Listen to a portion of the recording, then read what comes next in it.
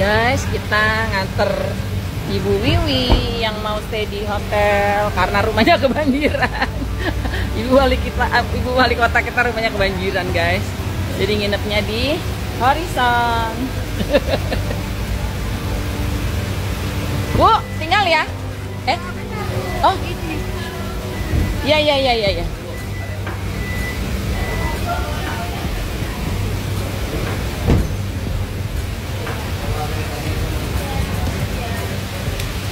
Ini Mbak siapa nih? Hah? Bu Puput. Oh, biar kan Bu. Biar ibu kayak ini. Kenapa? Wali mau nitip baku. Udah nanti aja aku naruh jari itu urusannya Dina, relawan dah Yogi balik atau Bunda. Yang penting tempatnya aku udah dapet, jadi naruhnya enak. Oke. Kis dulu. Kasih. Apa? Enggak, udah nanti Dina aja. Ini aja, sudah. Iya, Ibu wali kota kita rumahnya kebanjiran, jadi nginepnya di Horizon. Ngungsi tuh. Selamat datang di Ermo TV.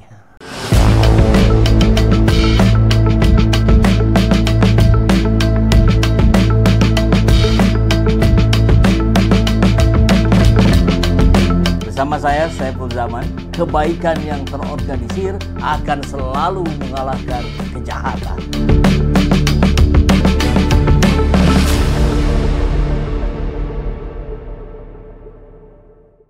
Ini ragam respon atas rekomendasi pembatalan disertasi Bahlil di UI. Universitas Indonesia menangguhkan kelulusan Dr. Bahlil Lahadalia. Keputusan ini diambil melalui hasil rapat koordinasi 4 organ UI pada Selasa 12 November. Dalam dokumen yang ditandatangani Ketua MWA UI, Yahya Khalil Stakuf, UI meminta maaf kepada masyarakat atas permasalahan terkait BL atau Bahlil Lahadalia. UI mengaku bahwa permasalahan ini merupakan kekurangan dari UI sendiri. Mengingat langkah-langkah yang telah diambil oleh UI, kelulusan BL mahasiswa program Dr. SKSG ditangguhkan. Mengikuti Peraturan Rektor Nomor 26 Tahun 2022, selanjutnya akan mengikuti keputusan sidang etik. Tulis dokumen tersebut seperti dikutip pada Rabu 13 November 2024. Menindaklanjuti hal tersebut, kini UI tengah mengambil langkah-langkah untuk mengatasinya, baik dari segi akademik maupun etika. Adapun saat ini UI telah melakukan evaluasi mendalam terhadap tata kelola penyelenggaraan program doktor di Sekolah Kajian Strategik dan Global sebagai komitmen untuk menjaga kualitas dan integritas akademik. Berdasarkan hal tersebut, maka UI memutuskan untuk menunda sementara penerimaan mahasiswa baru di program Dr. SKSG hingga audit yang komprehensif terhadap tata kelola dan proses akademik di program tersebut selesai dilaksanakan. Tulisnya.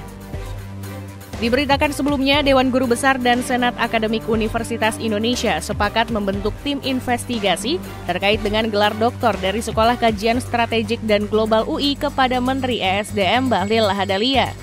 Bahlil dinyatakan lulus ujian sidang promosi doktor kajian strategi dan global UI. Bahlil merepresentasikan hasil disertasinya berjudul Kebijakan, Kelembagaan, dan Tata Kelola Hilirisasi Nikel yang berkeadilan dan berkelanjutan di Indonesia melalui sidang terbuka.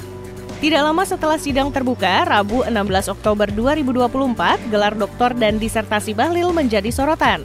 Pada Jumat 18 Oktober 2024, Komite 1 Dewan Guru Besar UI 2020 hingga 2025 menggelar rapat mengenai hal tersebut. Hasilnya, Dewan Guru Besar dan Senat Akademik UI akan melakukan investigasi.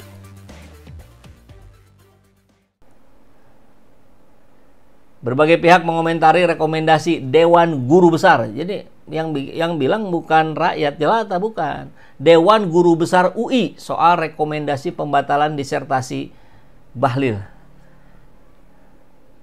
Rekomendasi pembatalan disertasi Bahlil muncul dari Dewan Guru Besar UI setelah menggelar rapat pleno pada 10 Januari. Rapat itu membahas hasil sidang etik tugas akhir Bahlil sebagai mahasiswa S3 di UI.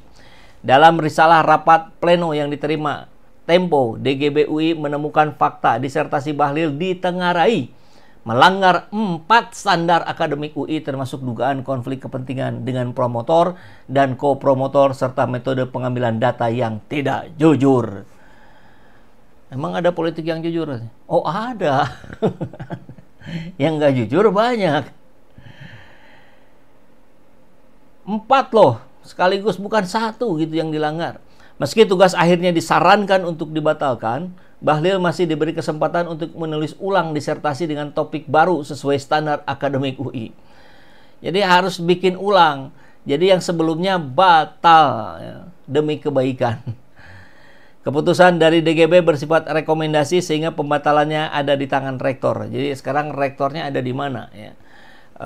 Siklus ketakutan ya.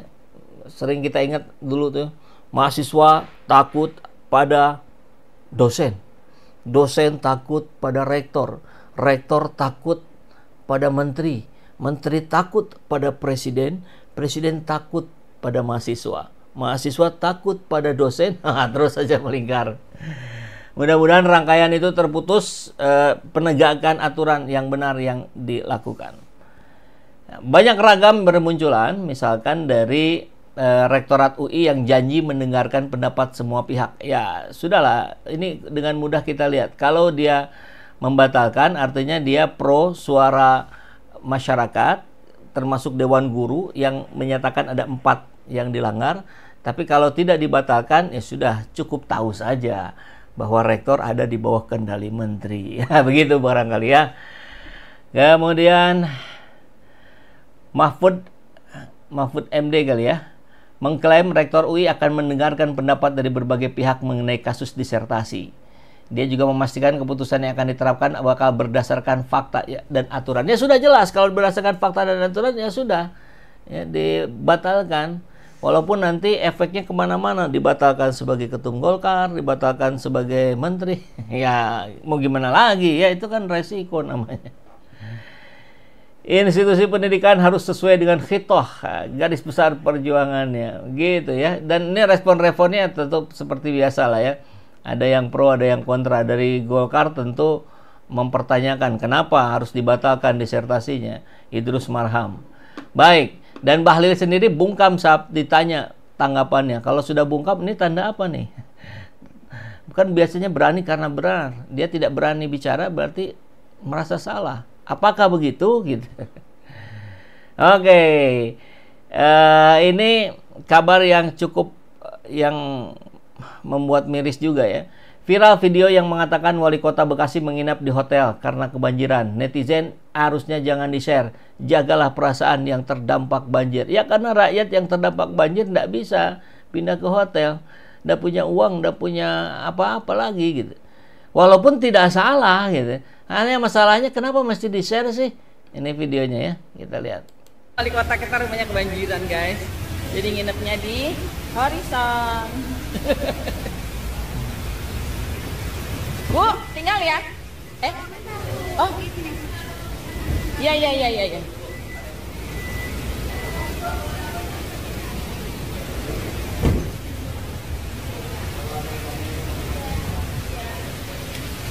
Ini mbak siapa nih?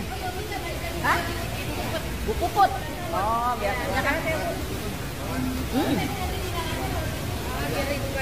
Kenapa? Buangnya mau nitip bangku. Udah nanti aja, aku naruh jari itu tulisannya Dina Relawan Yogi balik aku bunda. Yang penting tempatnya aku udah dapet, jadi naruhnya enak. Oke. Kis dulu. Wali kota kita rumahnya kebanjiran guys. Ya. Jadi ini bukan persoalan yang kesalahan fatal, tapi harus betul-betul dipertimbangkan untuk harus penyelaman terhadap apa yang dirasakan oleh rakyat itu memang sebuah kemampuan. Jadi harus dipelajari lebih lanjut.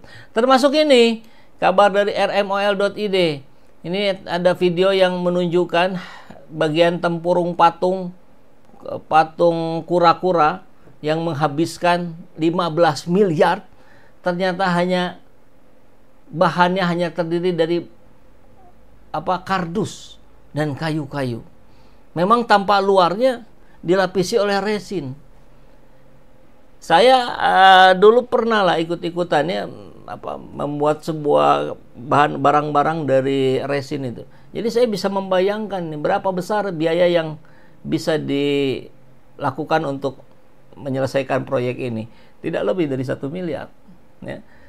Tapi ini 15 miliar. Kemudian Karena bahannya hanya dari kardus yang dilapisi resin, ya cepat ambruk, cepat rusak gitu. Nah, ini kejadian di Pelabuhan Ratu. Rusak dan ternyata hanya terbuat dari kardus.